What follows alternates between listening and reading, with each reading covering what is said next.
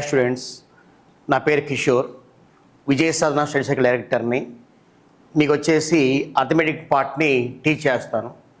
ఈరోజు ఈ గ్రూప్ 2 సంబంధించిన మెంటల్ ఎబిలిటీ సిలబస్లో అర్థమెటిక్ యొక్క ప్రయారిటీ ఏంటి, ఏ టాపిక్స్ ఉంటాయి, ఎగ్జామినేషన్లో మార్క్స్ క్వశ్చన్స్ ఏ విధంగా రావచ్చు ఒకసారి మనం డిస్కస్ చేద్దాం.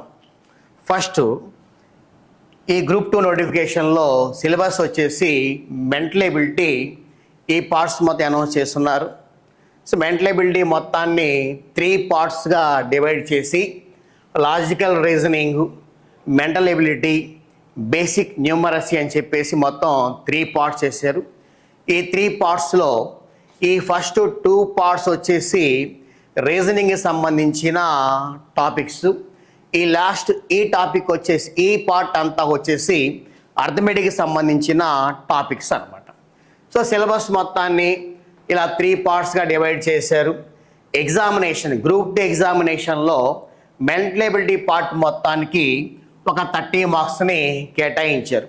సిలబస్ వైజ్గా ఇలా 3 పార్ట్స్ ఇచ్చారు కాబట్టి ఎగ్జామినేషన్లో ఈ 3 సెక్షన్స్కి 10 మార్క్స్, 10 మార్క్స్, 10 మార్క్స్, 10 మార్క్స్, అలా 3 10s 30 మార్క్స్గా డివైడ్ చేసి ఇచ్చే అవకాశం ఉంటుంది.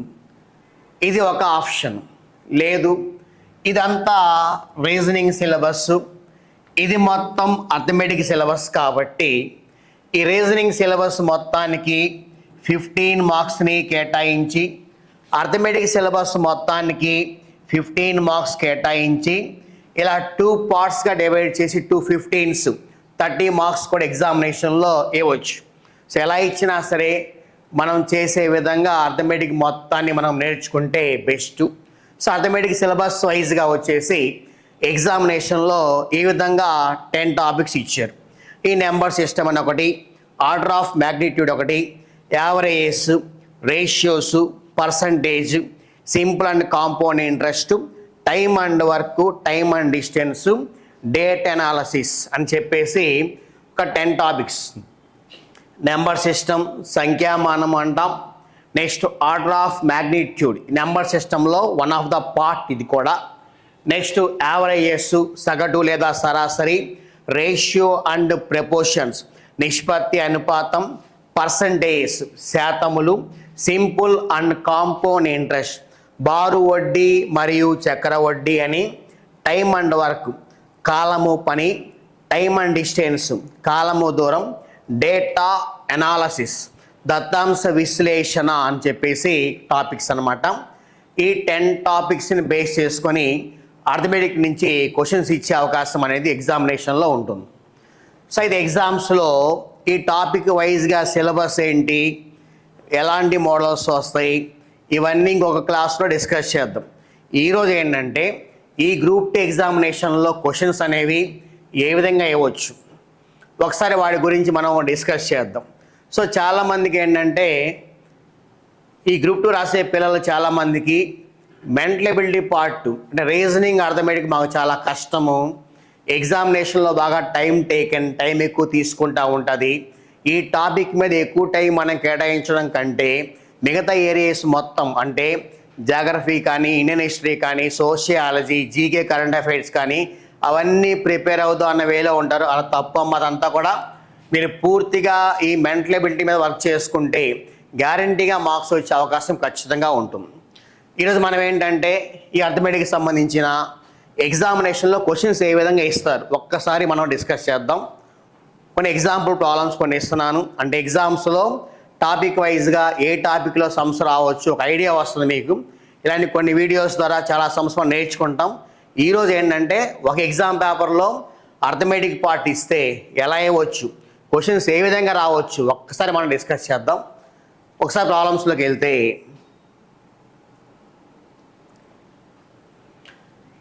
ఫస్ట్ ప్రాబ్లం అంటే ఎగ్జామినేషన్లో ఎక్స్పెక్టెడ్ క్వశ్చన్స్ అనమాట. ఎలా ఇస్తారు, ఎలా మనం చేయాలి, సొల్యూషన్స్ అనమాట.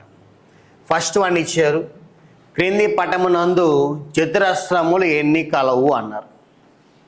So how many number of squares in the following diagram అని చెప్పి ఇచ్చారు. సో తీసుకున్న డయాగ్రామ్లో ఇలా స్క్వేర్ బాక్స్ ఇచ్చారు. ఇది మొత్తం వచ్చేసి ఒక స్క్వేర్ బాక్సు. ఈ స్క్వేర్ బాక్స్ మొత్తాన్ని కొన్ని ఈక్వల్ స్క్వేర్స్గా డివైడ్ చేసుకుంటూ వచ్చి ఈ డయాగ్రామ్లో టోటల్గా ఎన్ని చతురస్రాలు ఉన్నాయి, ఎన్ని స్క్వేర్స్ ఉన్నాయని చెప్పి ఇచ్చారు.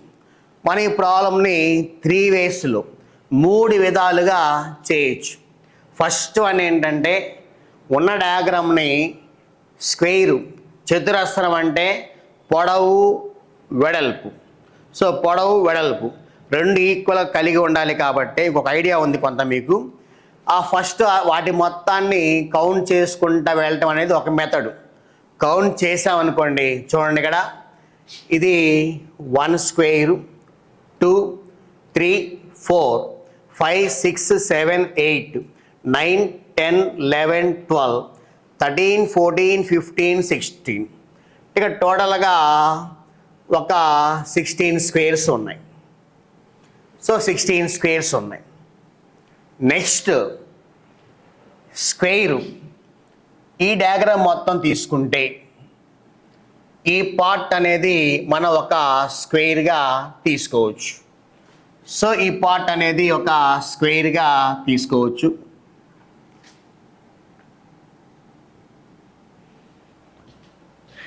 ఈ పార్ట్ అనేది ఒక స్క్వేర్.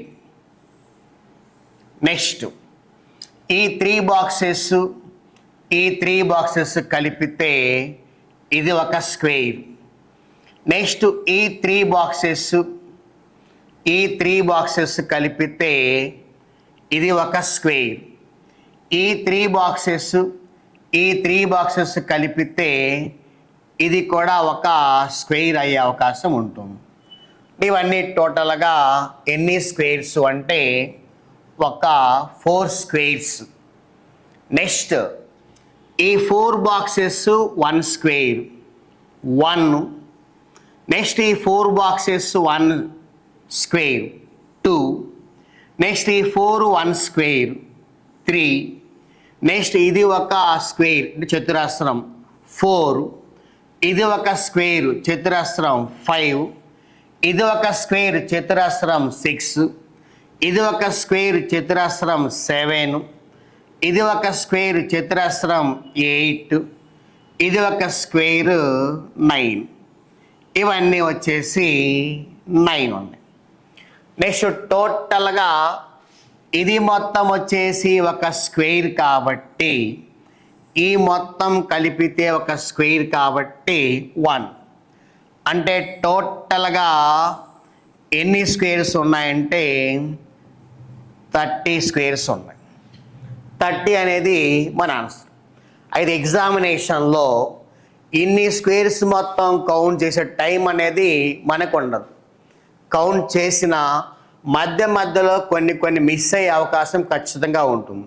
సి ప్రాబ్లం సింపుల్గా ఎలా చేయొచ్చు అంటే ఇలా మనకి 4 into 4 కాబట్టి ఆన్సర్ సింపుల్గా 4 square plus 3 square plus 2 square plus 1 square అనేది మన ఆన్సర్ అవుతుంది.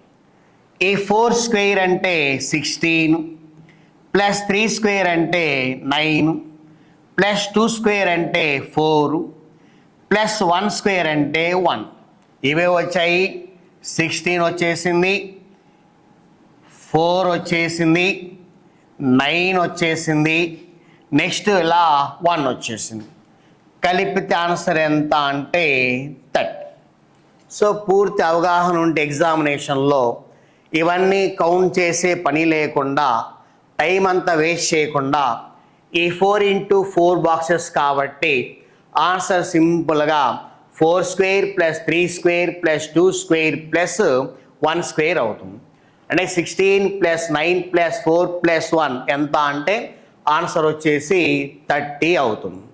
సో కౌంట్ చేసి ఆన్సర్ చేయొచ్చు లేదా ఈ విధంగా ఆన్సర్ చేయొచ్చు. మనం గమనిస్తే 1 square plus 2 square plus 3 square plus 4 square అంటే sum of the squares of first 4 natural numbers. మొదటి 4 సహజ సంఖ్యల యొక్క వర్గాల మొత్తం కాబట్టి మనం ఎగ్జామినేషన్లో ఆ ఫార్ములా అప్లై చేసినా కూడా మనకి ఈ ఆన్సర్ వస్తుంది. అంటే మనకి sigma n square is equal to n into n plus 1 into 2n plus 1/6 అనే ఫార్ములా వేసామనుకోండి. ఎన్ ఉన్న ప్లేస్లో ఈ 4 ఇంటూ 4 కాబట్టి 4 అప్లై చేస్తే సిగ్మా 4 స్క్వేర్ అని అప్లై చేసినా కూడా మన ఆన్సర్ 30ని పొందొచ్చు. అంటే ఎగ్జామినేషన్లో ఈ టైప్ ఆఫ్ సమ్స్ ఏవైనా వస్తే 3 వేస్. ఫస్ట్ వన్ ఈ మొత్తం కౌంట్ చేయడం, సెకండ్ వన్ 4 ఇంటూ 4 కాబట్టి 4 square plus 3 square plus 2 square plus 1 square వేయటం, థర్డ్ వన్ ఫార్ములా అప్లై చేసుకోవడం. ఈ మొత్తంలో ఏ మెథడ్కి టైం తక్కువ ఉంటుంది అంటే ఈ మెథడ్కి తక్కువ టైం పడుతుంది. కాబట్టి 4 ఇంటూ 4 ఇవ్వగానే ఎగ్జామినేషన్లో 4 square plus 3 square plus 2 square plus 1 square అనేది మన ఆన్సర్ అవుతుంది. అలా ఎగ్జామినేషన్లో ఇంకొక బాక్స్ పెంచారు. సపోజ్ ఇలా బాక్స్ పెంచారు.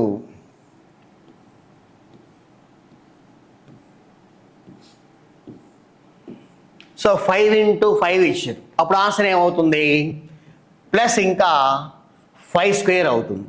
ఇంకో బాక్స్ పెంచారు, ప్లస్ ఇంకా 6 స్క్వేర్ అవుతుంది. సో ఎగ్జామినేషన్లో ఈ సమ్స్ వస్తే తక్కువ టైంలో ఈ మెథడ్ని మనం ఫాలో అవ్వచ్చు. మన సబ్జెక్ట్ బాగా నేర్చుకుంటా వెళ్ళాం అనుకోండి, ఏ మెథడ్లో వెళ్తే తక్కువ టైంలో ఎక్కువ సమ్స్ చేసుకోవచ్చు మీకు ఒక ఐడియా అనేది ఖచ్చితంగా ఫామ్ అవుతూ వస్తుంది. ఓకేనా? ఇది first problem. Next one, second problem. So group ఎగ్జామ్స్లో ఈ గ్రూప్ 1 కానీ, గ్రూప్ 2 కానీ, గ్రూప్ 3 కానీ, గ్రూప్ 4 కానీ, లేదా స్టేట్ గవర్నమెంట్ కండక్ట్ చేసి ఏ ఎగ్జామినేషన్లో అయినా సరే కొన్ని సమ్స్ ఎలా ఉంటాయంటే ప్రాబ్లమ్స్ అన్నీ కొన్ని ఫజిల్స్ లాగా ఉంటాయి. అంటే టాపిక్లో వచ్చే సమ్స్ ఉంటాయి, ఎట్ ద సేమ్ టైం ఒక ఫజిల్స్ లాగా ఉంటాయి అన్నమాట. ఇది తీసుకున్న ప్రాబ్లం, సెకండ్ ప్రాబ్లం. ఒక కోతి 15 మీటర్ల ఎత్తుగల స్తంభమును ఎక్కదలిచింది. అది మొదటి నిమిషంలో 2 మీటర్లు ఎక్కుతూ రెండవ నిమిషంలో 1 మీటర్ జారిపోతున్నది. అయినా స్తంభం పైకి చేరటానికి ఎంత సమయం పట్టును అన్నారు. Say monkey is climbing up a pole of 15 meters long. It ascends to 2 meters and slips down 1 meter in alternate minute అన్నారు. In what time it reaches the top అని చెప్పి ఇచ్చారు. ఇది ఒక ఫజిల్. సో ఫజిల్ లాగా ఉంటుంది, గమనించండి. ఒక స్తంభం ఒకటి ఉంది అంట, స్తంభం. సో ప్రాబ్లం ఏంటంటే ఒక స్తంభం ఉంది, పోల్. ఈ పోల్ యొక్క హైట్ వచ్చేసి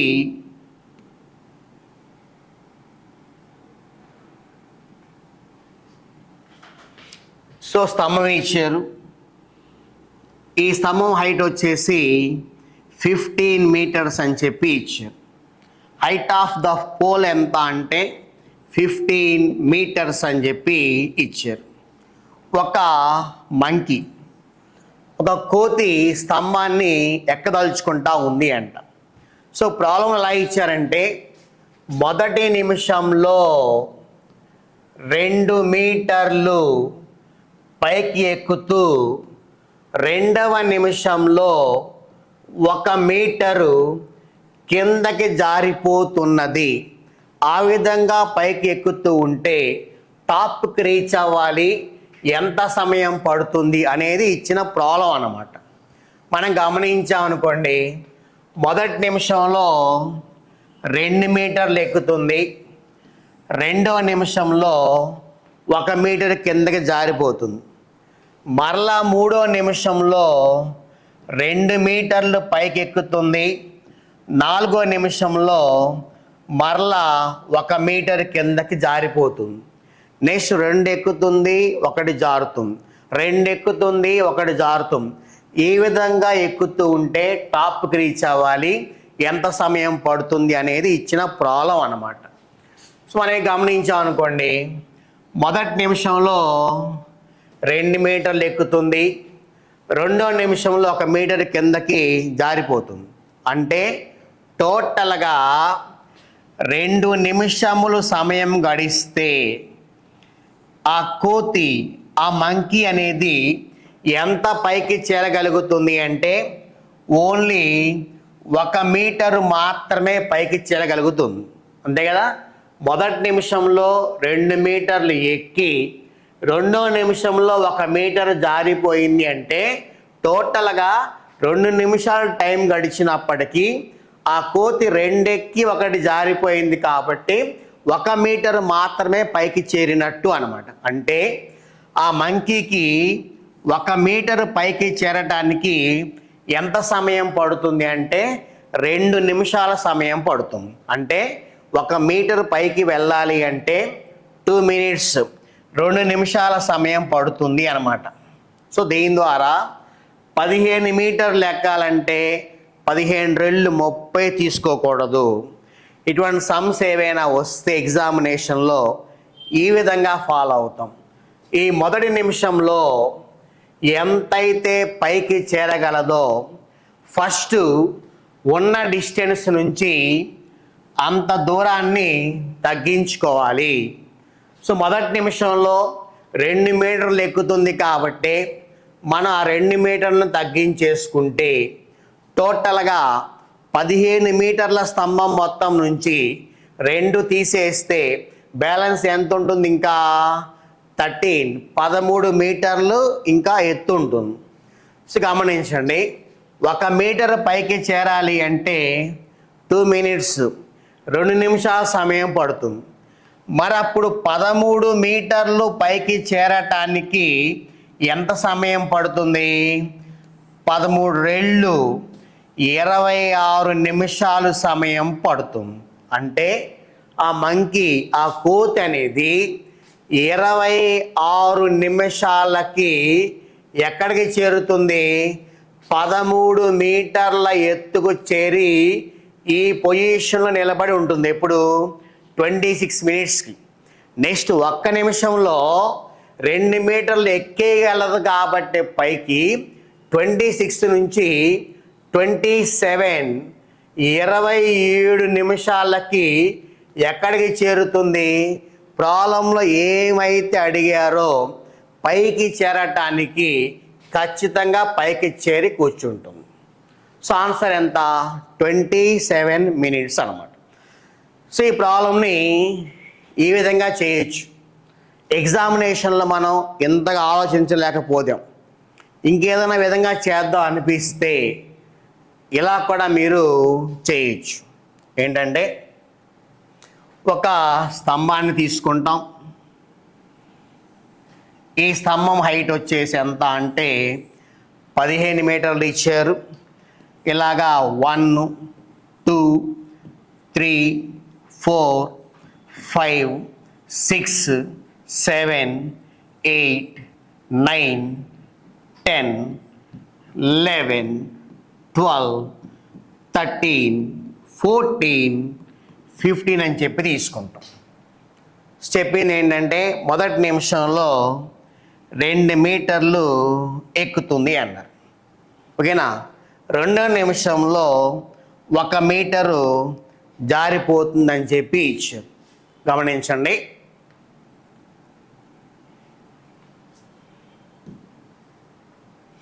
సో మొదటి నిమిషంలో 2 మీటర్స్ ఎక్కుతుంది, రెండో నిమిషంలో 1 మీటర్ జారిపోతుంది. ఇటువైపు ఎక్కిస్తున్నాను పైకి, రేపు కిందకి జారుస్తున్నాను. సో టైం స్టార్ట్ అయింది. 1 నిమిషం, 2, 3, 4, 5, 6, 7, 8, 9, 10, 11, 12, 13, 14, 15, 16, 17, 18, 19, 20, 21, 22, 23, 24, 25, 26, 27, ఇలా మనం కౌంట్ చేసినా కూడా మనకు ఆన్సర్ వచ్చే అవకాశం ఉంటుంది. ఇలా కౌంట్ చేయొచ్చు. లేదు ఇంకొక విధంగా కూడా చేసుకోవచ్చు. ఎలా అంటే x -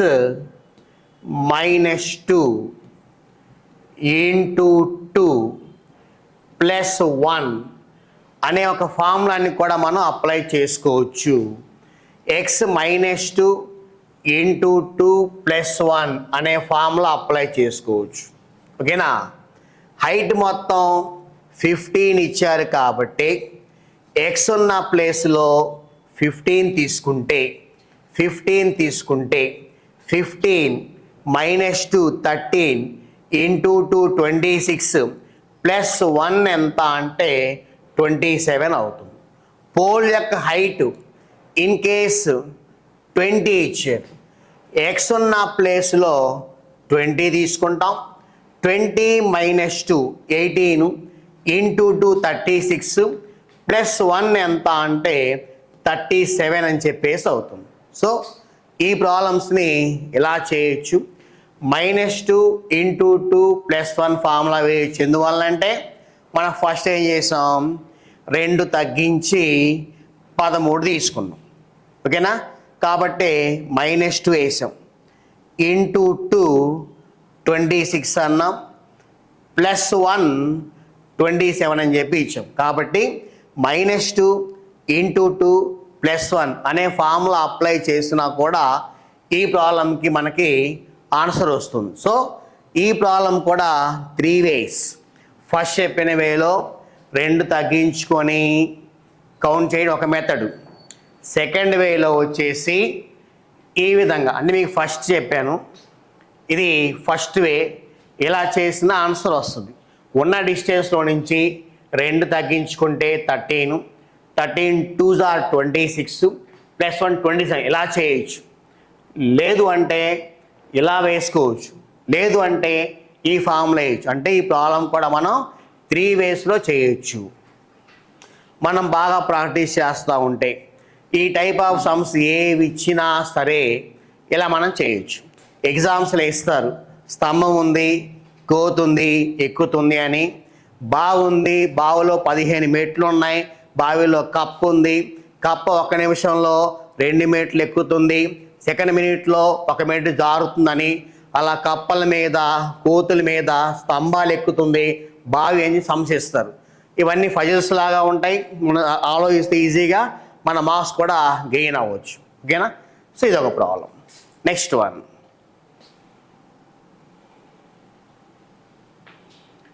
నెంబర్ సిస్టమ్ సంబంధించి సంఖ్యామానంలో రీసెంట్ కొన్ని ఎగ్జామినేషన్లో ఈ టైప్ ఆఫ్ సమ్స్ అనేవి ఎక్కువగా అడుగుతూ ఉన్నారు.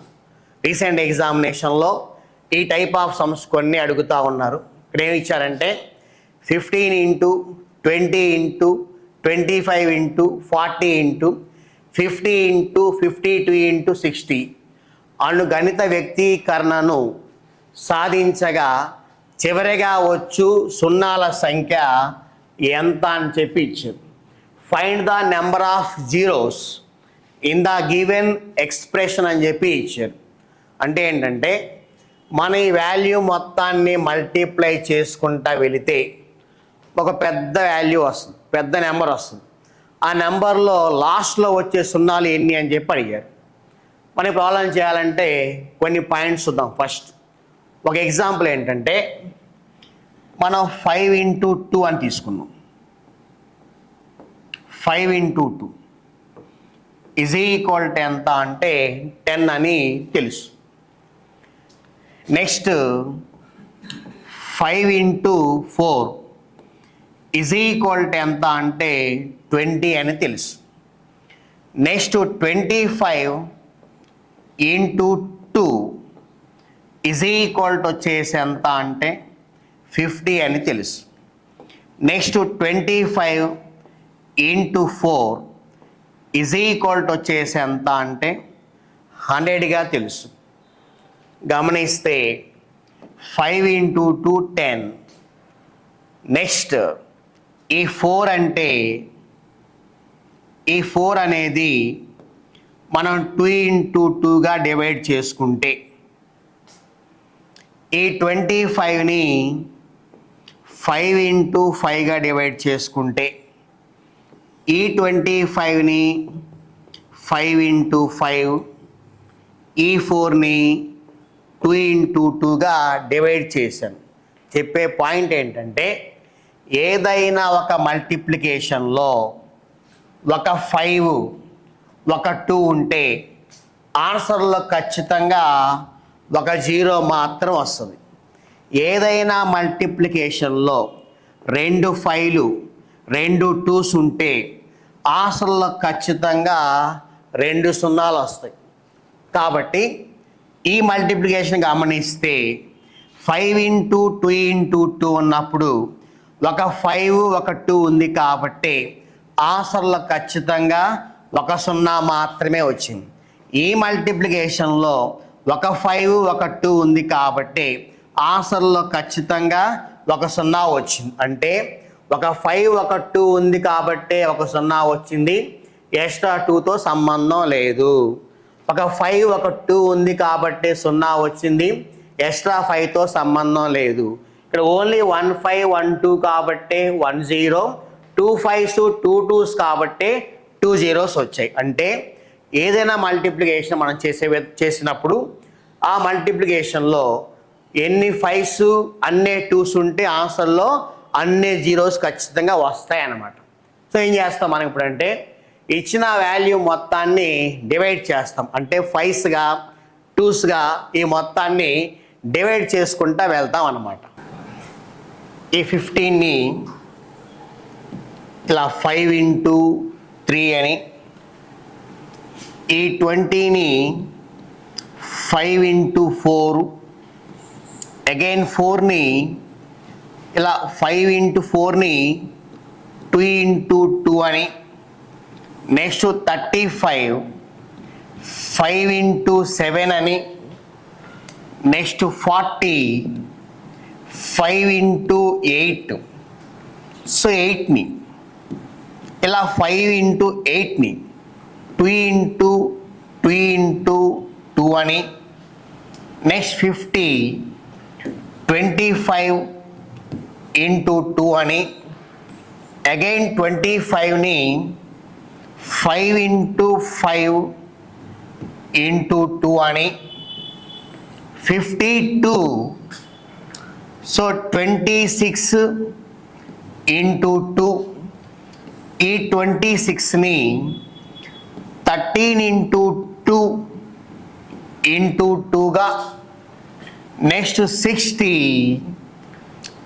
12 into 5, next 12 6 into 2 into 5, next 6 3 into 2 into 2 into 5 అని తీసుకుంటాం. సో ఉన్న వాల్యూ మొత్తాన్ని ఇలా 5sగా 2sగా డివైడ్ చేసుకుంటూ వెళ్ళాం. సో ఇప్పుడు 5s ఎన్ని ఉన్నాయి 2s ఎన్ని ఉన్నాయో మనం కౌంట్ చేసుకుంటాం. ఇలా 5s ఎన్ని, అలానే 2s ఎన్ని ఉన్నాయి. సో 1 2 3 4 5 6 7, టోటల్గా 7 5s ఉన్నాయి.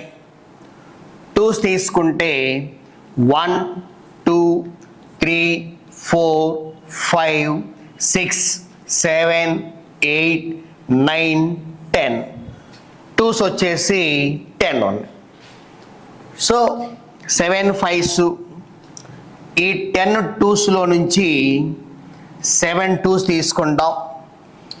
ఇంకొక 3 2s ఉంటాయి. చెప్పాయి మీకు ఎన్ని 5s ఎన్ని 2s ఉంటే ఆన్సర్లో అన్ని 0s మాత్రం వస్తాయని, ఎక్స్ట్రా ఎన్ని 2s ఉన్న అవసరం లేదు అని.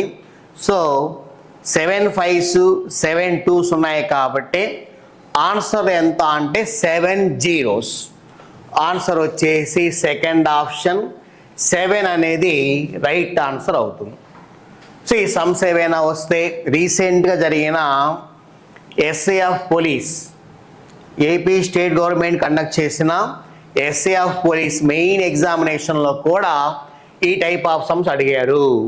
సో రీసెంట్ ఎగ్జామినేషన్స్ ఏవైతే క్వశ్చన్స్ కొత్తగా అడుగుతూ ఉన్నారో మనకి రాబోయే ఎగ్జామ్లో కూడా క్వశ్చన్స్ ఆ విధంగా వచ్చే అవకాశం ఖచ్చితంగా ఉంటుంది కాబట్టి ఆ మోడల్స్ మొత్తం మనం చెప్పుకుంటూ వస్తున్నాం. ఓకేనా, ఇది third one. Next fourth problem.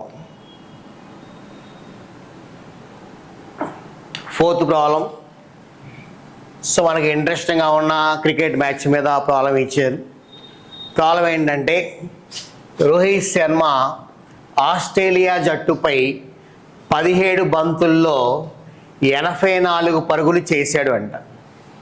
అతను కేవలం బౌండరీలు అంటే 4s కావచ్చు 6 కావచ్చు ద్వారానే ఈ పరుగులు సాధించెను. అయితే అతను సాధించిన ఫోర్లు ఎన్ని, మొత్తం పరుగులలో 4లు ద్వారా వచ్చిన పరుగుల శాతం ఎంత అని చెప్పి ఇచ్చారు. సో పర్సంటేజెస్ శాతాలు టాపిక్ని బేస్ చేసుకొని ఈ ప్రాబ్లం ఇచ్చినట్టు అనమాట. ఓకేనా. సో రోహిత్ శర్మ అంట 17 బంతులు ఆడాడంట, 84 రన్స్ స్కోర్ చేశాడు అంట. అందులో ఓన్లీ 4లు ఓన్లీ 6లు మాత్రమే ఉన్నాయంట. చేసిన 4లు ఎన్ని, ఆ 4ల ద్వారా వచ్చిన పరుగుల యొక్క శాతం ఎంత అని చెప్పి ఇచ్చారు. మనం ప్రాబ్లం చేయడానికి ఏంటంటే ఒక ప్రొసీజర్ ఉంటుంది. అలా వెళ్ళాం అనుకోండి టైం ఎక్కువ తీసుకునే అవకాశం ఖచ్చితంగా ఉంటుంది. అంటే ఏంటంటే అతను ఫేస్ చేసిన బాల్స్ మొత్తం ఎన్ని అంటే 17 కాబట్టి 4s అలానే 6s బాల్స్ మొత్తం కలిపి 17 అని, 4 into 4 బాల్స్, 6 ద్వారా వచ్చే రన్స్ 6 into 6s కలిపితే రన్స్ మొత్తం 84 కాబట్టి ఈ రెండు ఈక్వేషన్స్ని సాల్వ్ చేసుకుంటే 4లు ఎన్ని 6 ఎన్ని కనుక్కోవచ్చు. అంటే టైం ఎక్కువ తీసుకునే అవకాశం ఉంటుంది. సో కొన్ని ప్రాబ్లమ్స్ ఏంటంటే ఇలా ప్రొసీజర్ అంతా చేయకుండా సింపుల్గా ఆప్షన్ ద్వారా వెళ్ళే అవకాశం ఖచ్చితంగా ఉంటుంది అన్నమాట. ఇప్పుడు ఈ ప్రాబ్లం మనం ఏం చేస్తామంటే ఆప్షన్ ద్వారా చెక్ చేసుకోవచ్చు. మీకు ఇందులో ఫస్ట్ ఆప్షన్ ఇచ్చారు 8 4లు అని చెప్పి ఇచ్చారు. సెకండ్ ఆప్షన్ 9 4లు అని చెప్పి ఇచ్చారు. సో 8 9 అంటే 4లు ఖచ్చితంగా 4 ఆప్షన్స్లో 8 9 మాత్రమే ఇచ్చారు కాబట్టి ఖచ్చితంగా 8 4లు కానీ 9 4లు కానీ చేసే అవకాశం మాత్రమే ఉంటుంది.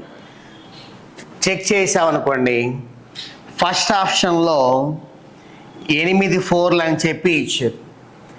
అంటే 4లు 8 అయితే 6s ఎన్ని అవుతాయి, టోటల్గా 17 బంతుల్ని ఫేస్ చేశాడు కాబట్టి 8 4లు ఉంటే 9 6లు ఉంటాయి, మొత్తం కలిపితే ఎన్ని 17 బంతులు కాబట్టి. అయితే వీటి ద్వారా వచ్చిన పరుగులు మొత్తం ఎన్ని అవ్వాలి, 84 అవ్వాలి. 8 4లు కాబట్టి 8 4లు 32 రన్స్ ప్లస్ 9 6లు అవుతాయి కాబట్టి 9 6లు 54 రన్స్ తీసుకున్నాం అనుకోండి. సో 54 తీసుకున్నాం అనుకోండి. సో 54 తీసుకుంటే 54 ప్లస్ 32 86 వస్తుంది. పరుగులు మొత్తం ఎన్ని 84 రావాలి. 2 ఎక్స్ట్రా వచ్చి అంటే మీనింగ్ ఏంటంటే ఫస్ట్ ఆప్షన్ రైట్ కాదు అని మీనింగ్ అనమాట. సో 8 కాదు, ఆటోమేటిక్గా ఏమవుతుంది, థర్డ్ మన ఆన్సర్ కాదు, ఫస్ట్ మన ఆన్సర్ కాదు, సెకండ్ అయినా అవ్వచ్చు, మనకి 4 అయినా కూడా అవ్వచ్చు. సో ఒకసారి సెకండ్ వన్ టెస్ట్ చేసామనుకోండి. సెకండ్ వన్ తీసుకుంటే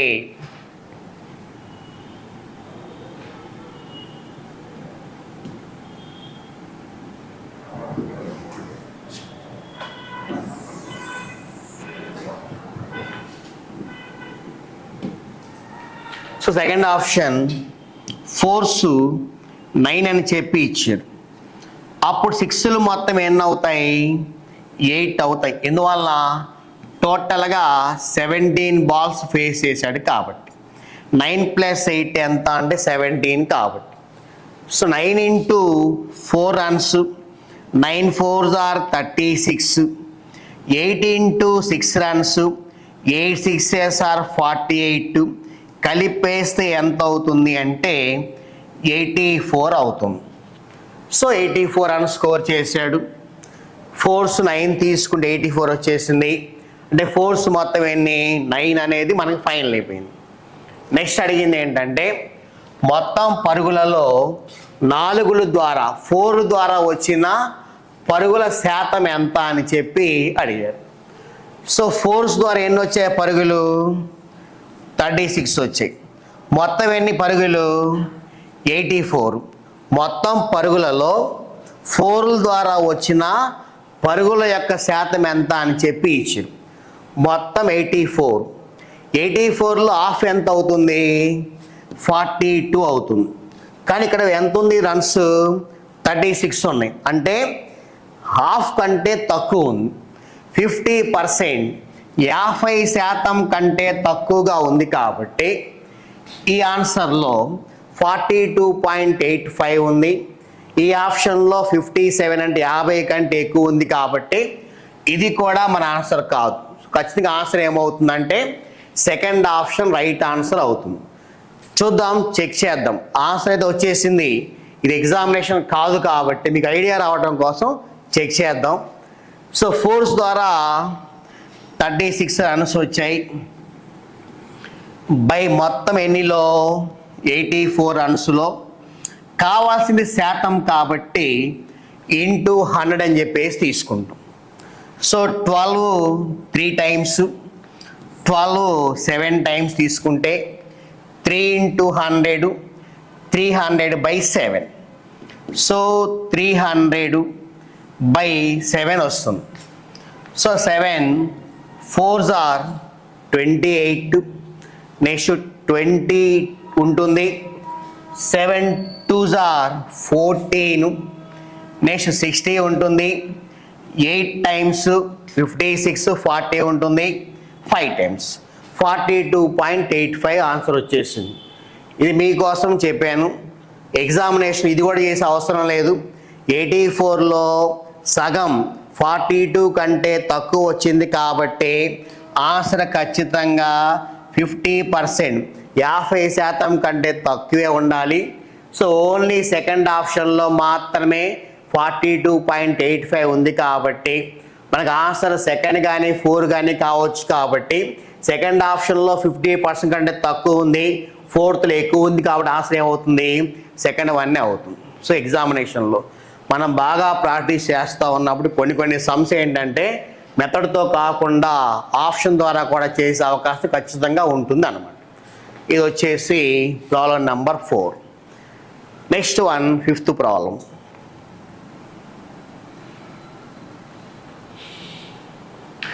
ఇది టైమ్ అండ్ డిస్టెన్స్, కాలము దూరము సంబంధించిన ఒక ప్రాబ్లం అన్నమాట.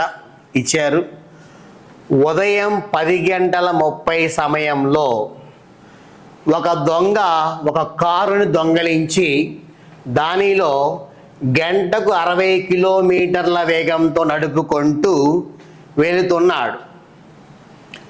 సో మధ్యాహ్నం 12 గంటలకు పోలీసులు ఈ దొంగతనాన్ని కనుగొని వేరొక కారులో గంటకు 90 కిలోమీటర్ల వేగంతో దొంగతనం జరిగిన ప్రదేశం నుండి దొంగ వెళ్ళిన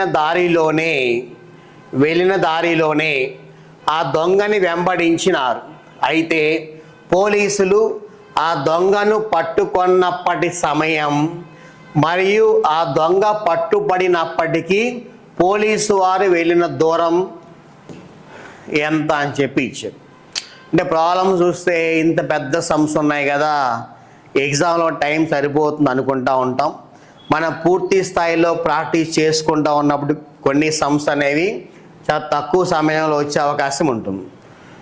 సో గమనించండి, 10:30కి ఒక దొంగ కారుని దొంగిలించి వెళ్ళిపోయాడు. పోలీసులంట ఆ దొంగతనాన్ని కనుక్కొని 10 గంటలప్పుడు 10:30 దొంగతనం జరిగితే 12 గంటలప్పుడు దొంగతనాన్ని గమనించి దొంగ ఎటువైపు అయితే పారిపోయాడో అటువైపే పోలీసులు కూడా వెళ్ళారు. అయితే దొంగ 60 స్పీడ్తో వెళ్ళాడు, పోలీసులు 90 స్పీడ్తో వెళ్ళాడు. దొంగ కంటే పోలీసులు బాగా వేగంగా వెళ్తున్నారు కాబట్టి ఖచ్చితంగా ఈ పోలీసులు ఆ దొంగని క్యాచ్ చేస్తారు, పట్టుకుంటారు. అడిగింది ఏంటంటే ఏ సమయానికి పట్టుకున్నారు, పట్టుకున్నప్పుడు ఈ పోలీసులు ఎంత దూరం వెళ్ళారు అనేది ప్రాబ్లం అన్నమాట. ఒకసారి చూడండి. ఫస్ట్ ఒక ప్లేస్ నుంచి దొంగ థీఫ్ కారుని దొంగిలించాడు, ఇక్కడి నుంచి పారిపోయాడు. ఏ టైంకి? 10:30, 10:30 దొంగ పారిపోయారు. నెక్స్ట్ పోలీసు దొంగతనాన్ని కనిపెట్టారు. ఎప్పుడు అంటే 12 గంటలకి, అంటే 10:30కి దొంగతనం జరిగితే 12ంటికి పోలీసు కనుక్కొని వెంబడించారు. వీళ్ళు వేరొక కారులో ఈ దొంగని వెంబడించారు. ఎంత సమయంలో ఆ దొంగని పట్టుకుంటారు? ఫస్ట్ పాయింట్ గమనిస్తే మనం, ఈ దొంగ 60 స్పీడ్తో వెళ్ళాడు, 60 km/h స్పీడ్తో వెళ్ళాడు. అంటే మీనింగ్ ఏంటి? ఈ కారు ఇదే స్పీడ్తో వెళ్తూ ఉంటే 1 అవర్, గంటలో 60 కిలోమీటర్ల దూరాన్ని చేరుతుంది అని అర్థం అన్నమాట. ఈ పోలీసు స్టార్ట్ అయినప్పుడు ఈ థీఫ్, ఈ దొంగ గంటకి 60 వేగంతో వెళ్ళాడు కాబట్టి 10:30 నుంచి 12 అంటే గంటన్నర సమయంలో ఎంత దూరం వెళ్ళి ఉంటారు? గంటకి 60 ప్లస్ అరగంటకి 30 కలిపేసి టోటల్గా 90 కిలోమీటర్ల జర్నీ చేసి ఈ పొజిషన్లో ఈ దొంగ పారిపోతూ ఉంటాడు. ఎప్పుడు? 12 12 గంటలప్పుడు పోలీస్ ఎప్పుడైతే స్టార్ట్ అయ్యారో అప్పుడు దొంగ ఈ ప్లేస్లో పారిపోతూ ఉంటాడు. సో ఇద్దరికి మధ్యలో దూరం ఎంత అంటే, ఫస్ట్ మనం ఏం చేయాలంటే ఎంత టైంలో ఈ పోలీసు ఆ దొంగని పట్టుకుంటాడు. టైంకి ఫార్ములా ఏంటి చెప్పుకుంటాం క్లాసెస్లో? డిస్టెన్స్ బై స్పీడ్, అంటే దూరము బై కాలం అవుతుంది. సో దూరం ఎంత అంటే, వీరు స్టార్ట్ అయినప్పుడు ఇద్దరి మధ్య దూరం ఎంత అంటే 60 + 30 90, అంటే గంటకి 60 వేగంతో వెళుతూ ఉంటే గంటన్నరలో 90 దూరం వెళ్తాడు. కాబట్టి ఇద్దరి మధ్య దూరం ఎంత ఉంటుంది అంటే 90 కిలోమీటర్లు ఉంటుంది. ఓకేనా? 60 + 30 అంటే 90 కిలోమీటర్లు ఉంటుంది. ఎప్పుడు? పోలీస్ స్టార్ట్ అయినప్పుడు దొంగ ఉన్న ప్రదేశం అన్నమాట. బై స్పీడ్ దొంగ అటువైపు వెళ్తున్నాడు, పోలీసు ఇటువైపు వెళ్తున్నాడు. దొంగ 60 స్పీడ్తో వెళుతూ ఉంటే పోలీసు 90, సో 90 ఇచ్చారు. పోలీసు వచ్చేసి 90 km/h స్పీడ్తో వెళుతున్నాడు. ఇది 90. ఇద్దరు కూడా ఒకే దిశలో ప్రయాణిస్తూ ఉన్నారు. మనం చెప్పుకుంటాం క్లాస్ రూమ్లో టైం అండ్ డిస్టెన్స్, కాలము దూరం జరిగే సందర్భాల్లో కొన్ని పాయింట్స్ వస్తాయి.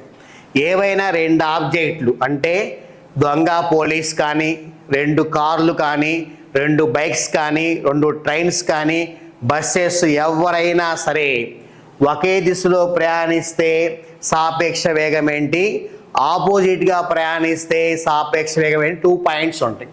ఆ 2 పాయింట్స్లో ఎవరైనా సరే ఒకే దిశలో ప్రయాణం చేసినప్పుడు సాపేక్ష వేగం ఏమవుతుందంటే ఆ రెండిటి యొక్క వేగాల మధ్య భేదం అవుతుంది. ఒకే దిశలో ప్రయాణం చేసినప్పుడు సాపేక్ష వేగం వచ్చేసి 2 వేగాల మధ్య భేదం అవుతుంది. అలా కాకుండా ఎవరైనా ఇద్దరు ఆపోజిట్గా ప్రయాణిస్తున్నప్పుడు సాపేక్ష వేగం ఏమవుతుందంటే ఆ రెండు వేగాల యొక్క మొత్తం అవుతుంది అనే పాయింట్ డిస్కస్ చేస్తాం క్లాసెస్లో.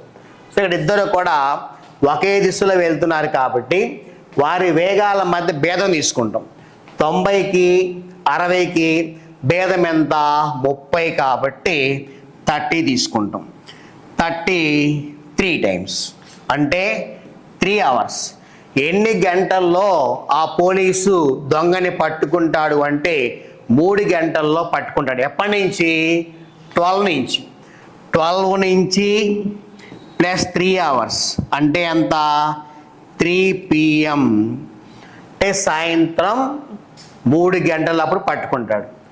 ఆప్షన్స్ తీసుకున్నాం అనుకోండి, 3, 3:30, 3, 3:30. ఆన్సర్ ఏమవుతుంది? ఫస్ట్ ఆప్షన్ అవుతుంది, సెకండ్ అవ్వదు, 4 అవ్వదు, థర్డ్ ఆప్షన్ అవుతుంది. ఓకేనా? సో అంటే ఈవినింగ్ 3 o'clockకి, సాయంత్రం 3 గంటలకి పోలీసు ఆ దొంగని ఖచ్చితంగా పట్టుకుంటాడు. సో ఒక ఆన్సర్ వచ్చింది. నెక్స్ట్ ఏంటి? ఆ దొంగ పట్టుబడినప్పుడు పోలీసు వారు వెళ్ళిన దూరం ఎంత అని చెప్పి ఇచ్చారు. ఈ పోలీసు అనేవారు 3 గంటలు ప్రయాణించిన తర్వాత ఆ దొంగని పట్టుకున్నాడు.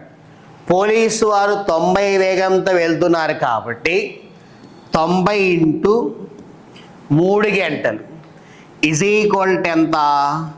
270 కిలోమీటర్లు ప్రయాణం చేసిన తరువాత ఈ పోలీసు ఆ దొంగని పట్టుకుంటాడు. ఆన్సర్ ఎంత?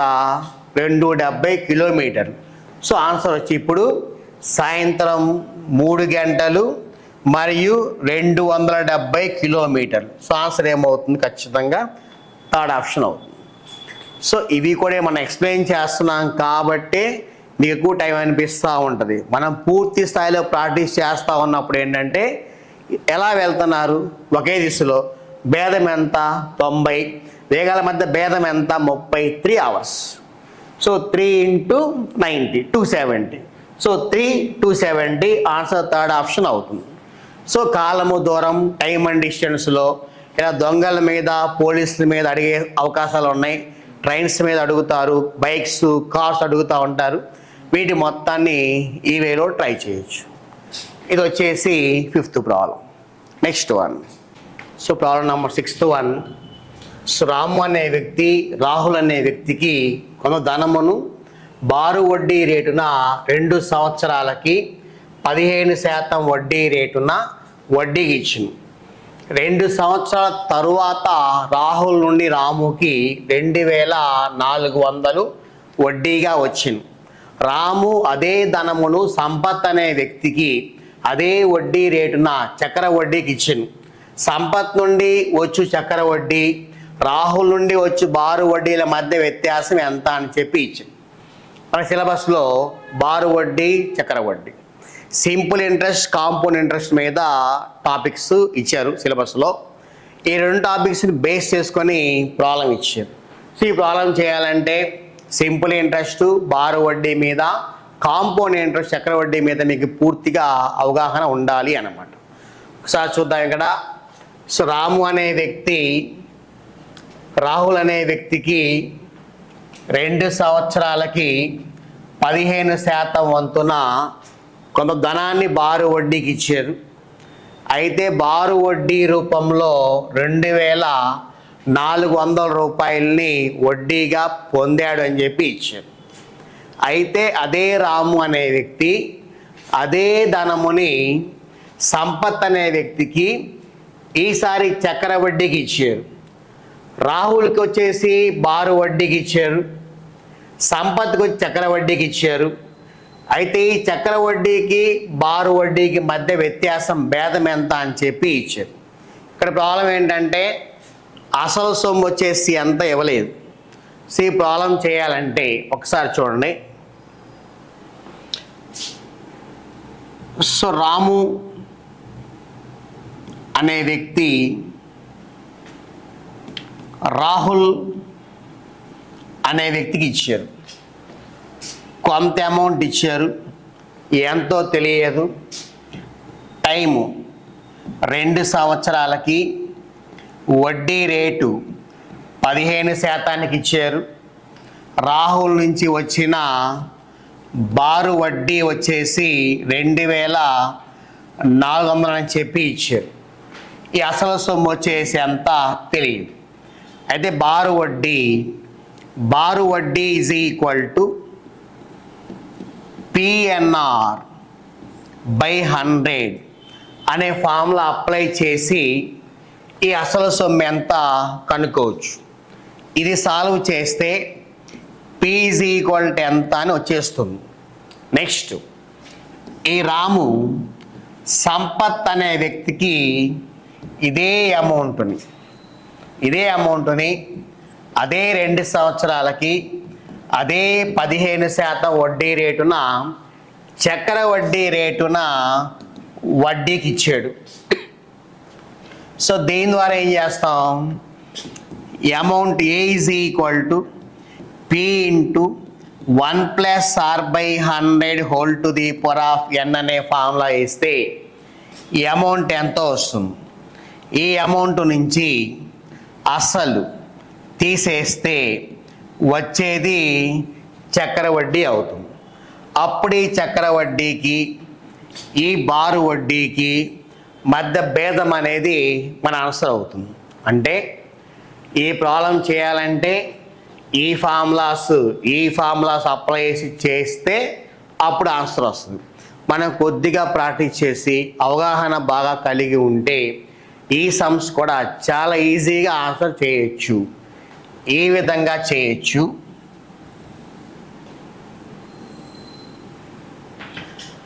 ఇక్కడ ఏంటంటే బారు వడ్డీ ఇచ్చారు 2400 రూపాయలు అని చెప్పి ఇచ్చారు. ఎంత కాలానికి? 2 సంవత్సరాలకి.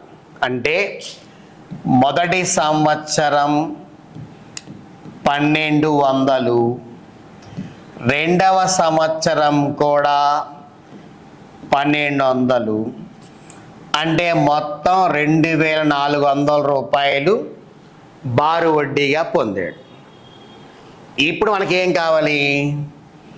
చక్ర వడ్డీ కావాలి. చూడండి, చక్ర వడ్డీ కావాలి మొదటి సంవత్సరం. సో మొదటి సంవత్సరం మనం బారు వడ్డీ చక్ర వడ్డీ చెప్పే సందర్భం క్లాస్లో డిస్కస్ చేసుకుంటే ఏమని, కాలము సంవత్సరం ఇచ్చినప్పుడు బారు వడ్డీకి ఇచ్చిన చక్ర వడ్డీకి ఇచ్చిన ఎటువంటి మార్పు ఉండదు. ఒక సంవత్సర కాలంలో వచ్చే చక్ర వడ్డీ కానీ బారు వడ్డీ కానీ సమానమని చెప్పుకుంటాం. కాబట్టి మొదటి సంవత్సరం చక్ర వడ్డీ కూడా ఎంత వస్తుంది అంటే 1200 మాత్రమే వస్తుంది. రెండవ సంవత్సరం ఏమవుతుంది అంటే ఈ 1200 ఎంతైతే వడ్డీ ఉంటుందో సంవత్సర కాలానికి ఆ వడ్డీ వచ్చి ఈ మొదటి సంవత్సరం వచ్చిన ఈ 1200 రూపాయల వడ్డీకి మరలా వడ్డీ వస్తుంది. చక్ర వడ్డీ అంటే ఏంటి? వడ్డీకి మరలా వడ్డీ, ఆ వడ్డీకి మరలా వడ్డీ, అలా వచ్చేదే చక్ర వడ్డీ అన్నమాట. ఈ 1200 రూపాయలకి ఎంత శాతం? వడ్డీ రేటు 15% ఇచ్చారు కాబట్టి ఆ శాతం వంతునం. 1200 రూపాయల్లో 10% అంటే ఎంత? 120 రూపీస్, 120 రూపాయలు. 5% అంటే ఎంత? 60 రూపాయలు. అంటే మొత్తం ఎంత? 12 + 24, 25, 80, 2580. బారు వడ్డీ ఎంత? 2400. ఈ మధ్య భేదం ఎంత? ఎక్స్ట్రా వచ్చే 180 రూపీసే. ఆన్సర్ వచ్చేసి ఎంత అంటే 180 రూపాయలు మాత్రమే మన ఆన్సర్ అవుతుంది. సో సింపుల్గా ఏంటంటే 2400 రూపీస్లో ఫస్ట్ ఇయర్ ఎంత? 1200, సెకండ్ ఇయర్ ఎంత? 1200 కలిపితేనే 24 అవుతుంది. చక్ర వడ్డీలో మొదటి సంవత్సరం 1200, రెండవ సంవత్సరం 1200 ప్లస్ ఈ 1200 రూపీస్కి వడ్డీ ఇంట్రెస్ట్ ఎంత? 15%. 10% అంటే 120 5% ఎంత 60 కలిపితే ఎంత 180. టోటల్ వచ్చేసి 2580 రూపీస్. చక్ర వడ్డీ బారు వడ్డీ ఎంత 2 డిఫరెన్స్ ఎంత 180.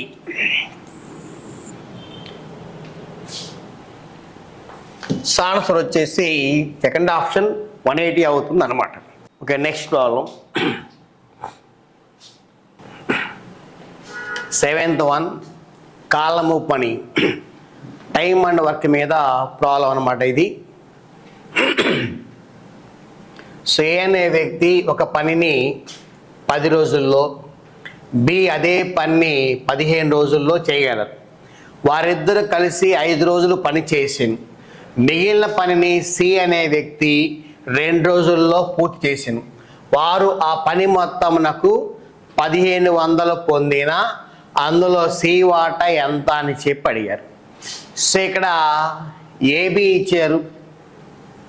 ఏ 10 రోజులు, బి 15 రోజుల్లో పని మొత్తాన్ని ముగిస్తారు అంటే వాళ్ళ యొక్క కెపాసిటీ ఎంత అని చెప్పి ఇచ్చారు.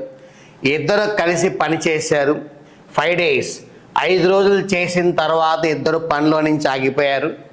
మిగతా పని మొత్తాన్ని సి అనే వ్యక్తి 2 రోజుల్లో ఫినిష్ చేశాడంట. ఆ పని మొత్తాన్ని ఫినిష్ చేయడానికి వారందరూ కలిసి 1500 రూపీస్ ఛార్జ్ చేశారు. సో అంత అమౌంట్కి పని ఒప్పుకున్నారు. అయితే అందులో సి అనే వ్యక్తి వాటా ఎంత అని చెప్పి ఇచ్చారు.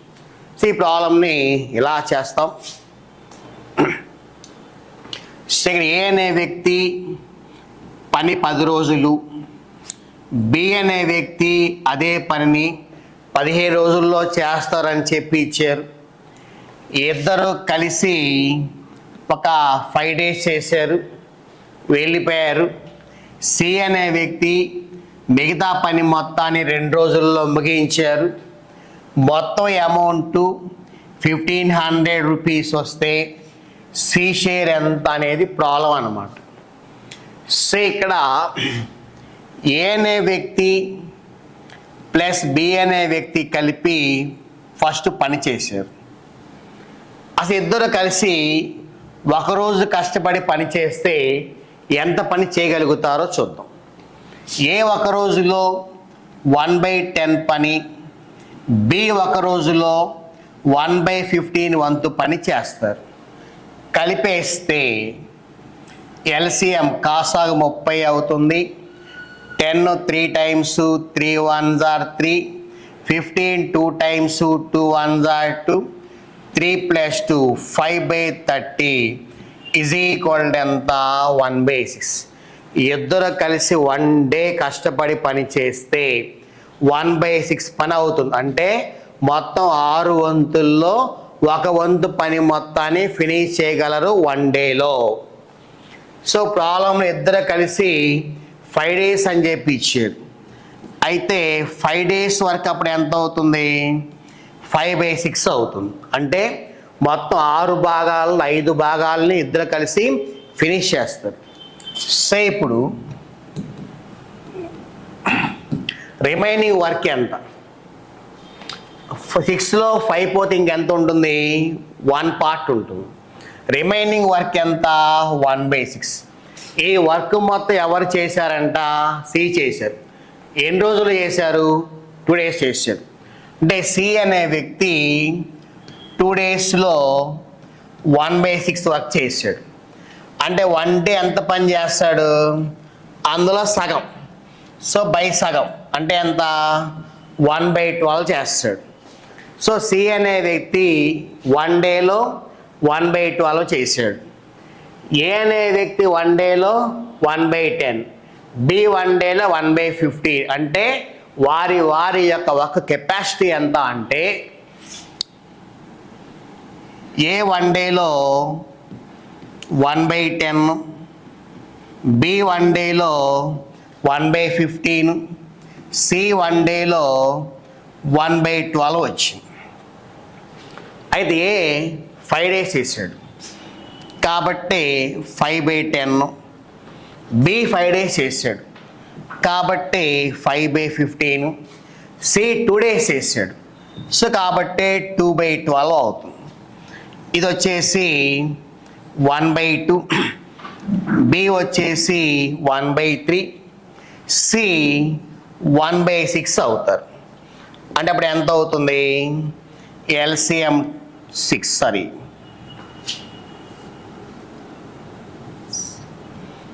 ఎల్సిఎం 6 కాబట్టి 2 3 టైమ్స్, 3 1 టైం,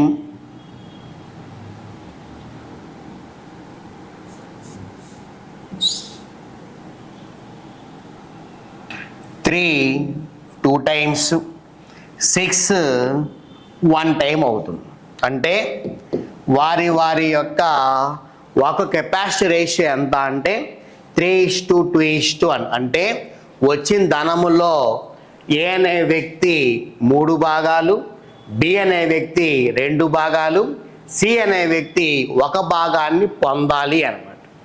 మొత్తం 1500 రూపీస్లో సి షేర్ ఎంత అంటే C ratio 1 by total ratio 6 into total amount వచ్చేసి 1500 రూపీస్ అవుతుంది. 6 25 times 0 that is equal to ఎంత? 250. ఆన్సర్ వచ్చేసి 250 రూపీస్ అనేది అవుతుంది. సో ఆప్షన్స్ తీసుకుంటే సెకండ్ ఆప్షన్లో 250 ఇచ్చారు కాబట్టి మన ఆన్సర్ 250 వచ్చింది కాబట్టి ఆన్సర్ ఏమవుతుందంటే సెకండ్ ఆప్షన్ రైట్ ఆన్సర్ అవుతుంది. సో టైమ్ అండ్ వర్క్, కాలము పని నుంచి ఏ విధంగా ప్రాబ్లమ్స్ ఇచ్చే అవకాశం ఉంటుంది అన్నమాట. ఓకేనా? Next problem.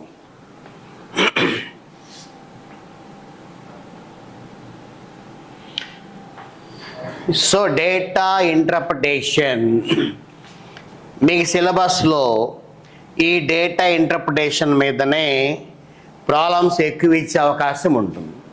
సో 10 ప్రాబ్లమ్స్ ఇస్తే అర్థమెటిక్ మొత్తం ఈ టాపిక్ నుంచి 3 వచ్చే అవకాశం ఉంటుంది. సో 15 మార్క్స్కి అర్థమెటిక్ మొత్తం ఇస్తే ఈ టాపిక్ నుంచి 5 వచ్చే అవకాశం ఉంది. సో ఇందులో డేటా ఇంటర్ప్రిటేషన్ అనే ఒక టాపిక్ నుంచి ఈ ప్రాబ్లం ఇచ్చారు. చూడండి, 8th ప్రాబ్లం. క్రింది పట్టిక ఏబిసి పాఠశాలల నుండి బోర్డు పరీక్షకు హాజరైన మరియు ఉత్తీర్ణులైన విద్యార్థుల సంఖ్యను చూపిస్తుంది అని చెప్పి ఇచ్చారు. సో ఇక్కడ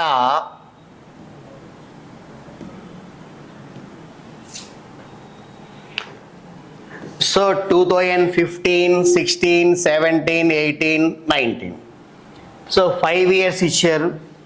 ఈ 5 ఇయర్స్లో ఏబిసి అనే 3 స్కూల్స్ ఇచ్చారు. ప్రతి స్కూల్ నుంచి హాజరైన విద్యార్థులు ఇచ్చారు. అందులో ఎగ్జామినేషన్లో పాస్ అయిన విద్యార్థులు ఇచ్చారు. అలా ఏ నుంచి, బి నుంచి, సి నుంచి ఇచ్చారు. వీరి మొత్తాన్ని బేస్ చేసుకొని కింద ఒక ప్రాబ్లం ఇచ్చారు.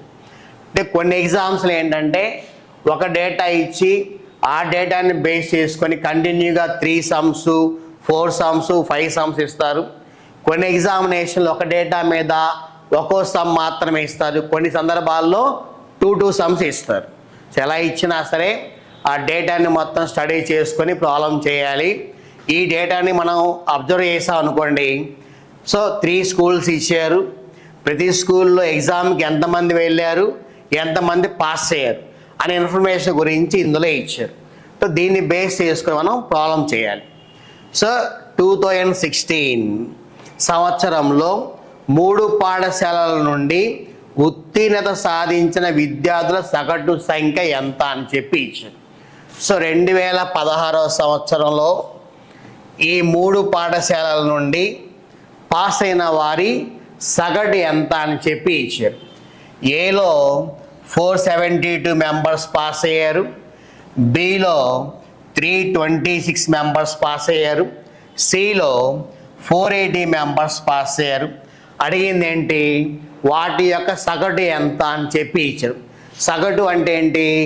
రాసుల మొత్తము బై రాసుల సంఖ్య, average, some of the numbers by number of the numbers. కాబట్టి మనం సింపుల్గా ఈ మొత్తాన్ని యాడ్ చేసి బై 3 వేస్తే మన ఆన్సర్ ఎంతో వచ్చినట్టు అన్నమాట. యాడ్ చేస్తే 0 ప్లస్ 6 ప్లస్ 2 ఎంత 8. నెక్స్ట్ 8 ప్లస్ 2 10 ప్లస్ 7 ఎంత అంటే 17. నెక్స్ట్ 4 ప్లస్ 1 5 ప్లస్ 3 8 ప్లస్ 4 ఎంత అంటే 12 అవుతుంది. యావరేజ్ కాబట్టి బై 3 వేస్తాం. 3 4 times 3 2s are 6 3 6s are 18. Answer వచ్చేసి ఎంత 426 మన ఆన్సర్ అవుతుంది. సో ఎక్కువ మంది ఏం చేస్తారు ఎగ్జామినేషన్లో ఇంత పెద్ద డేటా ఇచ్చారు ఈ ప్రాబ్లం చేయాలని టైం ఎంత పడుతుందో భయం పుట్టేసి ఈ సమ్ వదిలేస్తారు. సో ఏ ఒక్క సమ్ కూడా వదిలేయాల్సిన అవసరం లేదు. కొన్ని సమ్స్ డేటా ఎక్కువగా ఉంటుంది, ప్రాబ్లం చాలా తక్కువ టైంలో ఆన్సర్ వచ్చే అవకాశం ఉంటుంది. సో ఈ డేటాని బేస్ చేసుకొని ఈ ప్రాబ్లంకి ఆన్సర్ ఎంత అంటే 426. ఫోర్త్ ఆప్షన్ రైట్ ఆన్సర్ అవుతుంది. నెక్స్ట్ ప్రాబ్లం సేమ్ ఇదే డేటా ఇచ్చారు, దీన్ని బేస్ చేసుకొని ఈ ప్రాబ్లంని మార్చారు. సో ఈ డేటాని బేస్ చేసుకొని ఇంకో ప్రాబ్లం ఇచ్చారు సేమ్ అనమాట. 3 schools అని చెప్పి ఇచ్చారు, ఏబిసి అని చెప్పి ఇచ్చారు. అందులో అప్పీర్ అయిన వాళ్ళు పాస్ అయిన వాళ్ళు అప్పీర్ పాస్ ఇచ్చారు. సో క్వశ్చన్ మార్చారు. ఇక్కడ ఏంటంటే ఇచ్చిన అన్ని సంవత్సరాలలో బి పాఠశాలలో మరియు సి పాఠశాలలో ఉత్తీర్ణులైన విద్యార్థుల మధ్య నిష్పత్తి ఎంత అని చెప్పి ఇచ్చారు. ఈ డేటా ఇంటర్ప్రిటేషన్లో సమ్స్ అన్నీ ఏంటంటే సగటు గురించి లేదా నిష్పత్తి గురించి లేదా శాతాల గురించి మాత్రమే అడిగే అవకాశం ఎక్కువగా ఉంటుంది. సో ప్రాబ్లం ఇచ్చారంటే అది సగట నిష్పత్తి శాతం అనే వాటి మీదనే అడుగుతూ ఉంటారు. అడిగింది ఏంటి ఇక్కడ నిష్పత్తి గురించి ఇచ్చారు. బి మరియు సి పాఠశాలలో ఉత్తీర్ణులైన విద్యార్థుల మధ్య నిష్పత్తి ఎంత అని చెప్పి ఇచ్చారు. సో బి అనే పాఠశాలలో వీరు మొత్తం పాస్ అయ్యారు, సి అనే పాఠశాలలో వీరు మొత్తం పాస్ అయ్యారు. వారిద్దరి మధ్య నిష్పత్తి ఎంత అని చెప్పి ఇచ్చారు. అంటే ఏం చేస్తామంటే ఈ మొత్తాన్ని యాడ్ చేసి ఆ రేషియో నిష్పత్తి ఎంత కనుక్కుంటే చాలు. మనం యాడ్ చేసాం అనుకోండి 14 19 ప్లస్ 6 25 2 ప్లస్ 4 6 15 17 ప్లస్ 1 18 4 7 9 12 ప్లస్ 3 ఎంత అంటే 1585 ఈ value.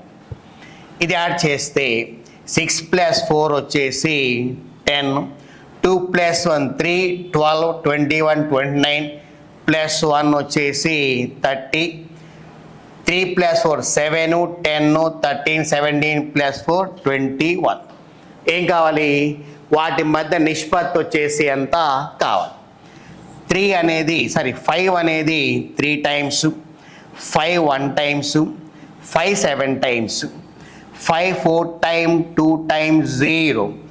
Answer 317:420. So 317:420 first option right answer. గమనించండి డేటా ఎంత పెద్ద డేటా ఇచ్చారు, ఈ ప్రాబ్లం ఇన్ టైంలో చేస్తామా లేదా భయపడాల్సిన అవసరం అయితే లేదు. ప్రాబ్లమ్స్ అన్నీ మనం తక్కువ టైంలో చేసే విధంగానే ఇస్తారు. డేటా చూసి భయపడొద్దు, ట్రై చేయండి, ఈజీగా ఆన్సర్స్ వస్తాయి, మార్క్స్ పొందొచ్చు అనమాట. మనం నెక్స్ట్ వన్ చూస్తే సేమ్ ఇది డేటా ఇంటర్ప్రిటేషనే. ఒక డేటాని బేస్ చేసుకొని ప్రాబ్లమ్స్ ఇచ్చారు. వివిధ హాబీ కోర్సులకు వివిధ ఇన్స్టిట్యూట్స్లలో పేరు నమోదు చేసుకున్న బాలికలు అని చెప్పి ఇచ్చారు. సో డేటాలో బ్లూ బ్లాక్ వైట్ అని 3 కలర్స్ ఇచ్చారు. ఇందులో ఎక్స్ యాక్సిస్ మీద ఇన్స్టిట్యూట్ నేమ్ ఇచ్చారు, వై యాక్సిస్ మీద నెంబర్ ఆఫ్ గర్ల్స్ ఎన్రోల్డ్ అని చెప్పేసి ఎంతమంది అయితే పేర్లు నమోదు చేసుకున్నారో వారి గురించిన డేటా ఇచ్చారు. అయితే ఈ బ్లూ అనేది మొత్తం కూడా బ్లూ అనేది పెయింటింగ్ అనే హాబీ క్లాసెస్కి ఎన్రోల్ చేయించుకున్న వారు, బ్లాక్ మొత్తం వచ్చేసి స్టిచ్చింగ్కి ఎన్రోల్ చేయించుకున్నవారు, వైట్ వచ్చేసి డాన్సింగ్ అనే కోర్సుకి ఎన్రోల్ చేయించుకున్నవారు. సపోజ్ ఏ అనే ఇన్స్టిట్యూట్ తీసుకున్నాం అనుకోండి, ఏలో ఎంతమంది పెయింటింగ్ అనే హాబీ క్లాసెస్కి ఎన్రోల్ చేయించుకున్నారు అంటే 300 మెంబర్స్. ఏ అనే ఇన్స్టిట్యూట్లో స్టిచ్చింగ్ ఎంతమంది ఎన్రోల్ చేయించుకున్నారు అంటే 400 మెంబర్స్. ఏ అనే ఇన్స్టిట్యూట్లో డాన్సింగ్ ఎంత అంటే 200 మెంబర్స్. అలాగా 5 ఇన్స్టిట్యూట్స్లో ఎన్రోల్ చేయించుకున్న విద్యార్థుల గురించి ఇచ్చారు. ఓన్లీ గర్ల్స్ గురించి మాత్రం ప్రాబ్లంలో ఇచ్చారు. అయితే ఇక్కడ లైన్ ఏ అని చెప్పి ఇక్కడ 3 స్టేట్మెంట్స్ ఇచ్చారు. ఇందులో 3 స్టేట్మెంట్స్ ఇచ్చారు. బిలో వచ్చి 3 స్టేట్మెంట్స్ ఇచ్చారు. ఎగ్జామ్స్ జరిగే కొద్దీ ప్రాబ్లమ్స్ మొత్తాన్ని టఫ్ చేస్తా, అంటే టైం ఎక్కువ పట్టే విధంగా ఇస్తూ ఉన్నారు. చాలామంది ఏం చేస్తాం, ఈ సమ్స్ చూడగానే 3 డేటాలు ఇచ్చారు అంటే 3 సమ్స్ చేయాలి, వచ్చేది మాత్రం 1 మార్కే అని చెప్పేసి ఇటువంటి వాటి మీద దృష్టి పెట్టకుండా ఎగ్జామినేషన్ వాటిని స్కిప్ చేస్తూ ఉంటారు. మనం కొద్దిగా ట్రై చేసాం అనుకోండి, ఈజీగా మార్క్స్ పొందవచ్చు. ఇక్కడంతా మ్యాచింగ్ ఇచ్చారు. ఇందులో ఏబిసి ఇచ్చారు, ఇందులో 1 2 3 ఇచ్చారు. వాటి మొత్తాన్ని మ్యాచింగ్ ఇచ్చి అంటే 3 సమ్స్ చేస్తేనే ఒక ఆన్సర్ 1 మార్క్ వస్తుంది అనే విధంగా ఇచ్చారు. ట్రై చేసాం అనుకోండి, ఒక్కోసారి ఈజీగా ఆన్సర్ పొందే అవకాశం ఉంటుంది. చూడండి, ఇక్కడ ఫస్ట్ స్టేట్మెంట్ ఇచ్చారు. ఏ మరియు సిలో పెయింటింగ్కి నమోదు చేసుకున్న వారి భేదం ఎంత? ఏ మరియు సిలో పెయింటింగ్కి నమోదు చేసుకున్న వారి మధ్య భేదం ఎంత అని చెప్పి ఇచ్చారు. ఏలో పెయింటింగ్ ఎంత? 300 మెంబర్స్. మరి సిలో పెయింటింగ్ ఎంత? 200 మెంబర్స్. భేదం ఎంత ఉంది? 100 ఉంది. సో 100 ఎక్కడుంది? ఇక్కడ ఉంది. అంటే ఏ అనే స్టేట్మెంట్కి ఆన్సర్ ఎంత? 100. అంటే ఇక్కడ ఏకి 2 ఆన్సర్. ఆప్షన్స్లో ఏకి 2 ఆన్సర్ ఎక్కడుంది? ఓన్లీ ఫస్ట్ ఆప్షన్ ఉంది. ఎక్కడైనా ఉందా? లేదు. సో ఆన్సర్ అయిపోయినట్టు. మిగతా ప్రాబ్లమ్స్ అన్ని చేయకుండా ఓన్లీ ఒక స్టేట్మెంట్ని మనం బేస్ చేసుకొని కూడా ఎగ్జామ్స్లో ఆన్సర్స్ పొందవచ్చు. ఈ ప్రాబ్లం వదిలిపెట్టేసామంటే ఒక మార్క్ మిస్ అయినట్టు, కొద్దిగా వర్క్ చేస్తే మార్క్ పొందినట్టు. సో డేటా ఇంటర్ప్రిటేషన్లో కూడా ప్రాబ్లమ్స్ ఈ విధంగా ఇచ్చినప్పుడు భయపడాల్సిన అవసరం లేదు. ట్రై చేస్తే మనం మార్క్స్ని పొందవచ్చు. సో గ్రూప్ 2 ఎగ్జామ్ని బేస్ చేసుకుని అర్థమెటిక్లో 10 ప్రాబ్లమ్స్ ఇస్తే ఏ టాపిక్ నుంచి రావచ్చు అంటే ఇలా రావచ్చు. మీకు ఇందులో వచ్చేసి డేటా ఇంటర్ప్రిటేషన్ టాపిక్ కవర్ అయింది, టైమ్ అండ్ డిస్టెన్స్ వచ్చింది, అంటే కాలము దూరము, నెక్స్ట్ టైమ్ అండ్ వర్క్ కాలము పని వచ్చింది, పర్సంటేజ్ శాతాలు వచ్చింది, నెక్స్ట్ సగటు వచ్చింది, నెంబర్ సిస్టమ్ వచ్చింది అంటే సంఖ్యామానం వచ్చింది, నిష్పత్తి అనుపాతం వచ్చింది. అలానే simple interest and compound interest అంటే బారు వడ్డీ మరియు చక్ర వడ్డీ అని చెప్పేసి. సో మ్యాక్సిమంగా సిలబస్లు ఏవైతే ఇచ్చారో 10 సమ్స్లో మొత్తాన్ని కవర్ చేసుకుంటూ వచ్చాయి. సో ఎగ్జామినేషన్లో 10 ఇస్తే సమ్స్ ఈ విధంగా రావచ్చు. 15 ఇస్తే ఇంకో 5 యాడ్ అవుతాయి. ఆ 5 ఏంటి? డేటా ఇంటర్ప్రిటేషన్లో ఒక 2 వస్తాయి, ఇంకో 2 టాపిక్స్ నుంచి రావచ్చు అన్నమాట. ఏది ఉన్న సిలబస్ 10 టాపిక్స్ నుంచి. సో అథమెటిక్ మొత్తం ఈ విధంగా ఉంటాయి. మన ఈ వీడియోలో ఏంటంటే 10 సమ్స్ ఇస్తే ఏ టాపిక్ నుంచి రావచ్చు చెప్పుకున్నాం. నెక్స్ట్ వీడియోస్లో ఇంకొన్ని సమ్స్ తీసుకొని ఎగ్జామ్స్లో ఈజీగా అర్థమెటిక్ నుంచి మార్క్స్ ఎలా పొందొచ్చో డిస్కస్ చేద్దాం. ఓకే అండి, ఆల్ ది బెస్ట్.